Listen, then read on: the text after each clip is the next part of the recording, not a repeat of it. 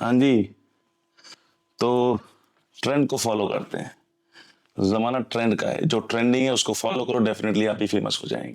Fitness industry का भी ऐसे ही है। बॉडी बिल्डिंग में आजकल चल रहा है क्या कि जी ब्लड वर्क बहुत प्रोमिनेंट है। तो एक लाइन में बात कहेंगे कि ब्लड वर्क रिकमेंडेड है, रिक्वायर्ड नहीं। लेकिन अगर आप ब्लड वर्क कराते हैं तो डेफिनेटली आपको बेनिफिट्स देखने को मिलेंगे। आपको मालूम चलेगा कहीं कोई डेफिशिएंसी तो नहीं है।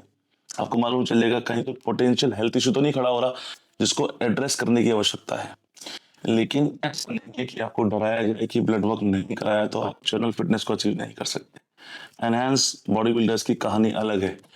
उनको वर्कआउट के पहले, साइकिल के पहले, साइकिल के दौरान, साइकिल के बाद, उसके भी बाद ब्लड वर्क की आवश्यकता है to check the parameters again and again on time.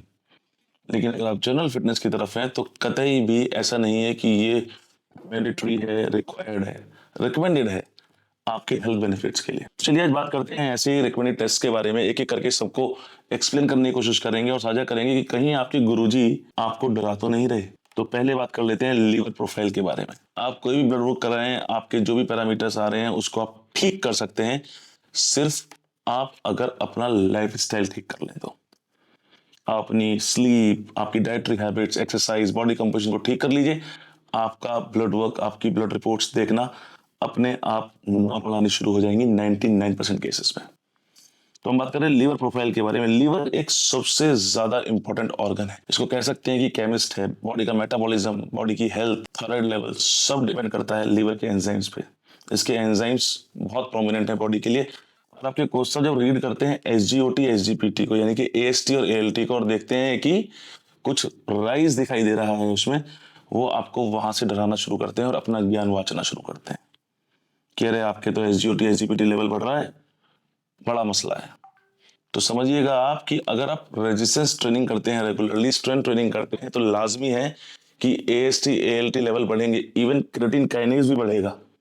क्यों? क्योंकि जब मसल टूटती है तो वो AST ALT बनाती है, ब्लड स्ट्रीम में घूमता रहता है, और जब आप ब्लड वर्क कराते हैं तो उसका लेवल राइज दिखाई देता है, बढ़ा हुआ दिखाई देता है।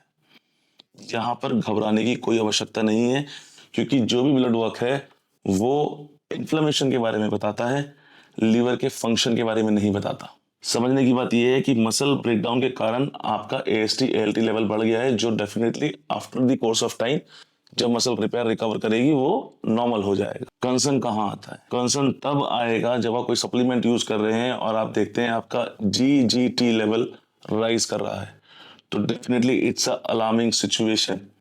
इस वक्त आपको एक अच्छे हेल्थ एक्सपर्ट की आवश्यकता है, एक मेडिकल एक्सपर्ट की आवश्यकता है।